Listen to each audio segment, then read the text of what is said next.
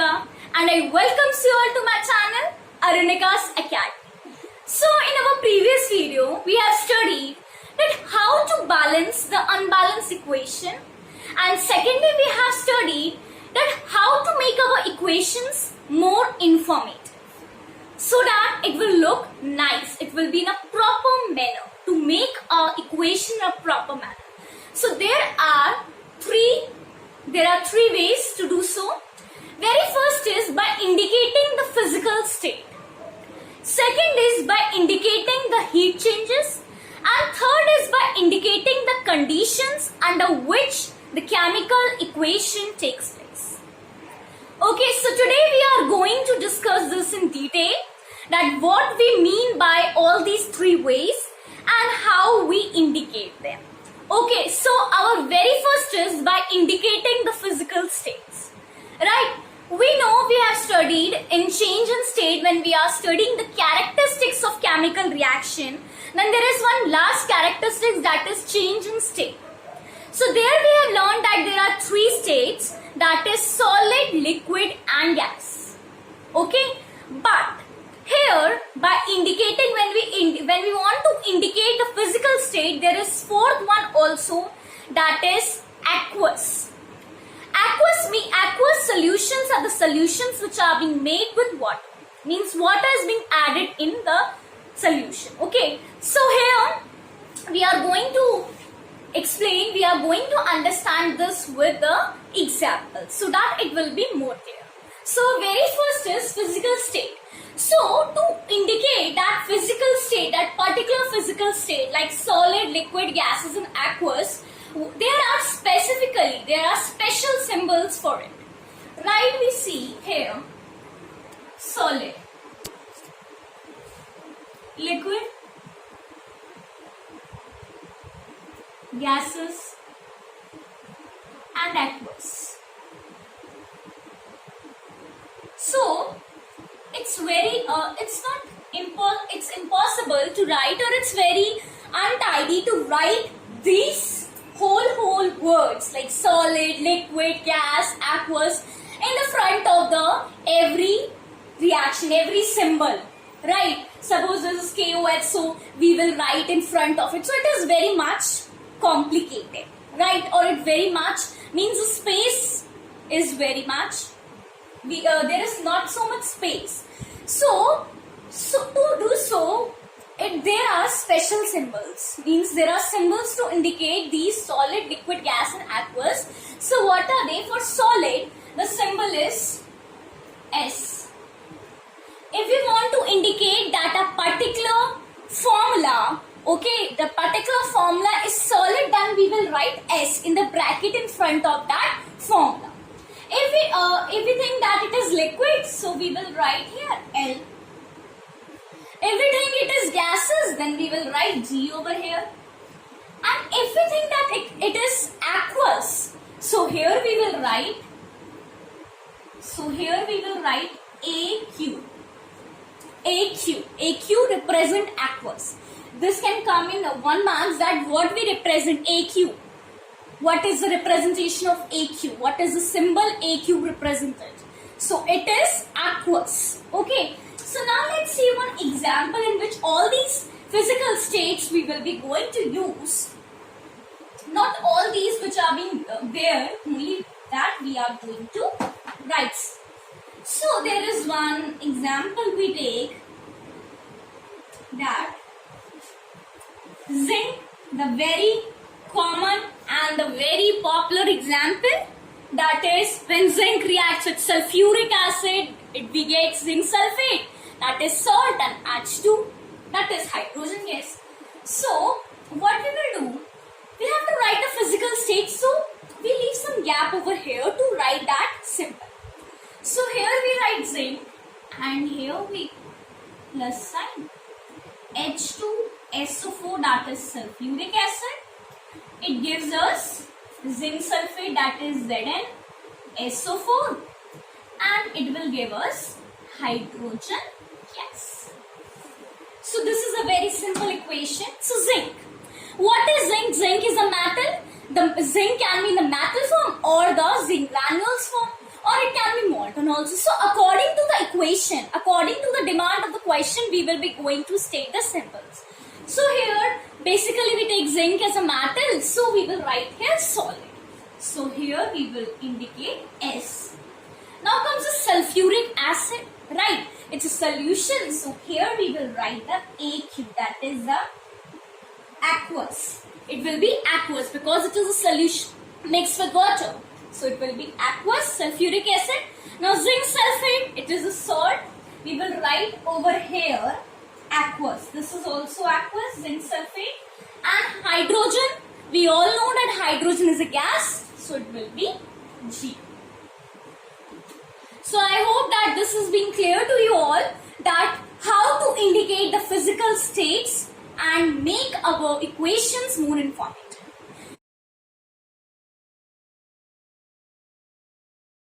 Second way is by indicating the heat changes. We all have studied in the characteristics of chemical reaction change in temperature, that there are two types of reaction in this change in temperature. They are exothermic and endothermic. Exothermic reactions are those reactions which heat is being evolved out, and endothermic reactions those reactions which heat is being absorbed.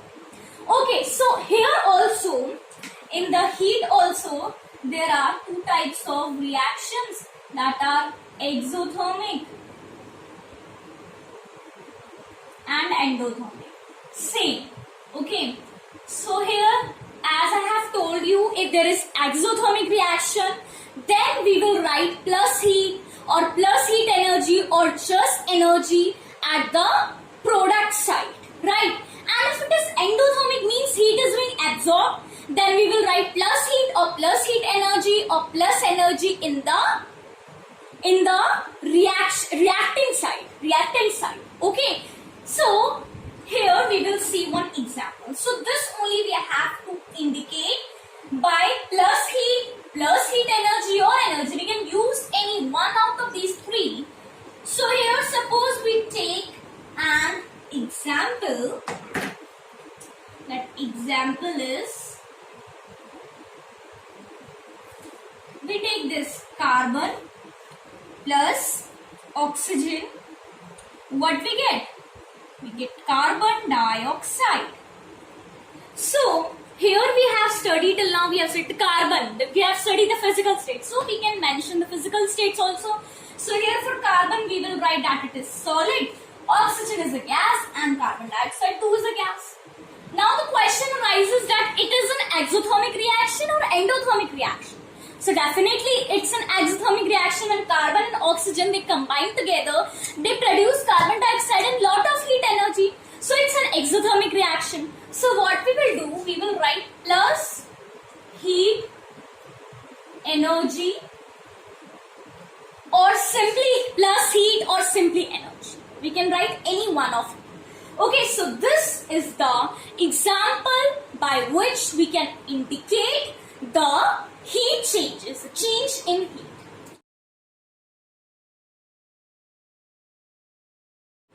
Now, here is one more example. There are exothermic and endothermic, we know. Okay, so one more example for exothermic is very common. You know that what is respiration?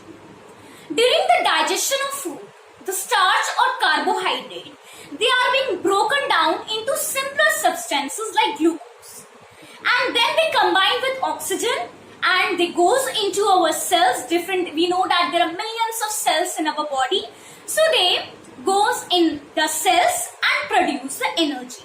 So this is what respiration is. So the question can come that respiration, what type of reaction is respiration? So we can say that respiration is a exothermic reaction, because now it will be clear that why it is exothermic reaction, because heat is being evolved out here. So here we will going to see its equation, that is, we know that glucose, here glucose C6H12O6. The formula of glucose is C6H12O6. So when this glucose and oxygen they combine, we get the carbon dioxide we get the water, and here we get the energy. So this is an exothermic, as you can see, because energy is being written over here. So when glucose, this is a glucose, it combines with oxygen. Then what we get? We get the carbon dioxide. And we get water. And what other thing we get? We get energy. The main thing, we get energy. Okay? So that's why we call that food is a fuel of energy. Right? You must have studied in bio.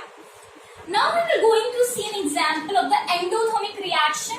This is exothermic reaction, means heat is being evolved over here. Okay, now we are going to learn an example of endothermic reaction. Endothermic means heat is being absorbed. So let's see the example of endothermic reaction. Now, we know the process of photosynthesis. So photosynthesis is the process of endothermic reaction. How?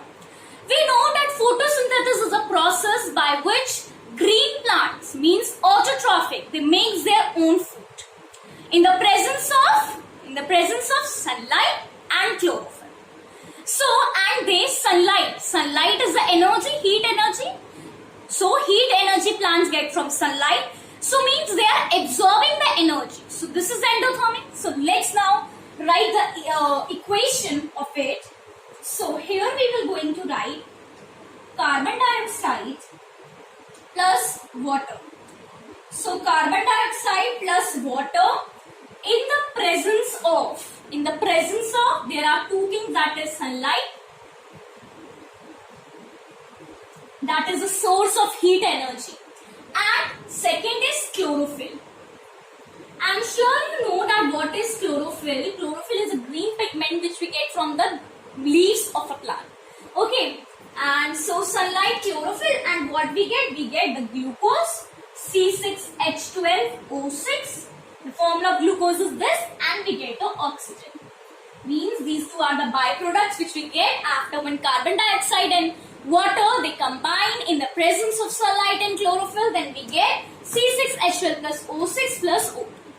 Okay, so here we are not writing plus heat energy here, because the sunlight only indicates that, because sunlight is a source of heat energy. So that's understood that sunlight here, it is an endothermic reaction, right?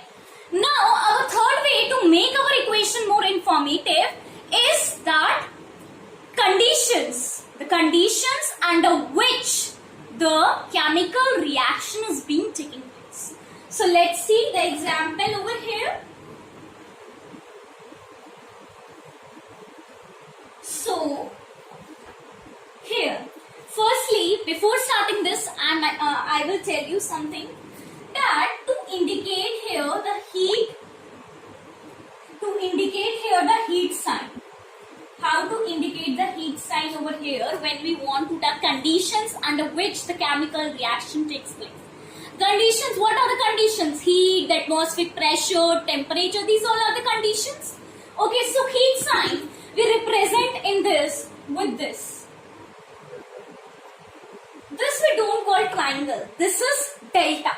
This symbol is known as delta. So whenever this symbol is there, we can understand that this is a sign for representing heat. Okay. Second is the manganese dioxide catalyst. There is a catalyst, manganese dioxide catalyst, whose formula is MnO2. So now related to this only we are going to do one example. We are going to see one example. So let's see. Means these are the conditions under which our chemical reaction takes place. So we will take KClO3. This is potassium chlorate. Potassium chlorate. Here it is chlorate, not chloride, because here is 3, not 2. So okay, so here potassium chlorate is there, and when potassium chlorate under, this is the delta, means heat, and MnO2, this is manganese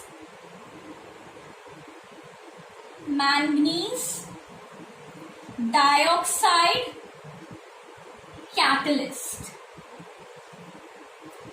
And here we get the potassium chloride, that is KCl, potassium chloride. And what next we get? We get the oxygen. Okay, so now this is the equation, or this is the example of the conditions under which the chemical reaction takes place. Here you can make it self-balance the equation. You can do it yourself, I know it.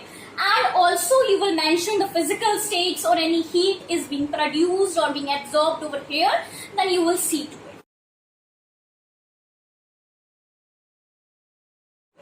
Now one more example we will see related to it.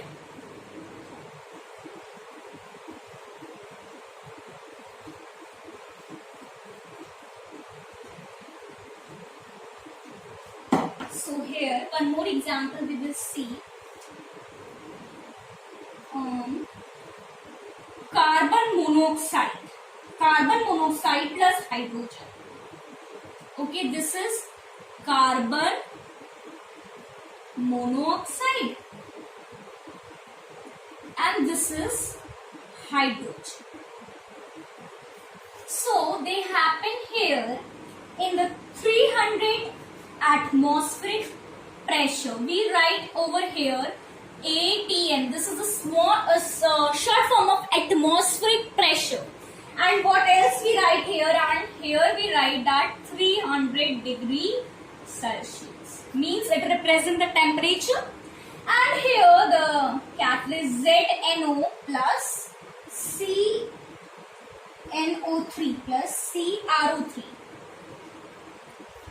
Okay, so it is zinc oxide and chromium oxide. These are zinc oxide and chromium oxide.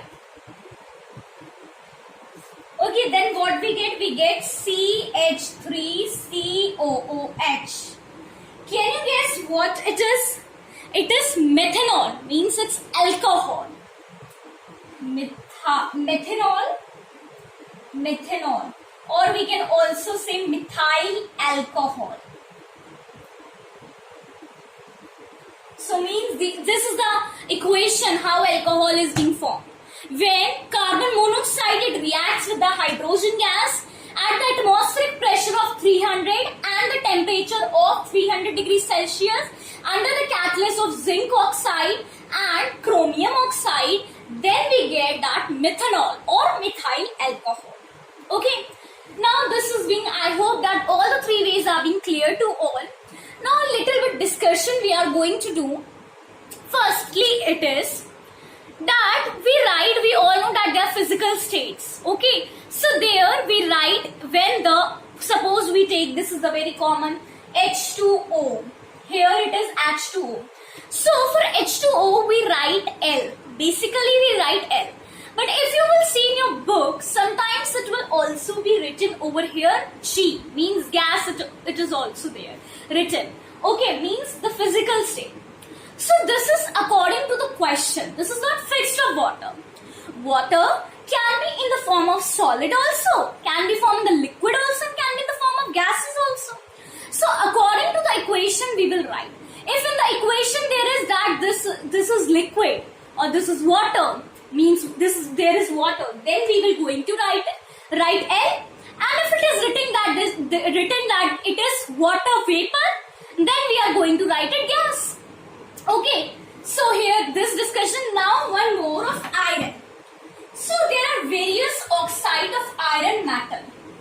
Iron metal, its symbol is Fe. So there are different oxides of the iron metal. Different oxides of iron metal. So here we know here, firstly is, means there are mainly there are two two main oxides of iron. So here first is iron. We write iron second oxide. We called it FeO. FeO, that is ferrous oxide. This is ferrous oxide, means we know that iron has different valencies. And what will be the valency? Its valency is 2. And we can also say iron second oxide, or we can also say that ferrous oxide. Okay. Now next is we see iron third oxide. Iron third oxide. We can write it, the symbol is, formula is Fe2O3. Fe2O3, this is known as ferric oxide. This is known as ferric oxide, and its valency is 3. Now what happened? A third oxide of iron is, we get a third oxide of iron when we combine these both, means FeO and Fe2O3. When we add these both, then we get the third oxide of iron. Okay, so here third is Fe3O4. Fe3O4 is, and its common name is magnetic iron oxide. It is also known as magnetic iron oxide, or it is also known as second third oxide. Second third oxide. Iron second third oxide. As you can imagine why it is being said so, because it is being made from second also and third also. Means you can see here there is simple addition. When we add this Fe2O3 and FeO, then what we get? After addition we get here O4, and here we get Fe3. So by adding, this is clear, so by adding FeO, that is ferrous oxide, and Fe2O3, that is ferric oxide, we get the third iron second third oxide, or we called it as common name magnetic iron oxide, that is Fe3O4. When we combine this both, we get Fe3O4. So this thing is important to come to your knowledge, because what happened here in later it will come any from these, any three symbols or any three formula can be come. So you should know all these three, that is ferrous oxide, ferric oxide. Okay, so here ferrous oxide FeO, ferric oxide Fe2O3, and this is iron second third oxide, that is Fe3O4. So these all three you should.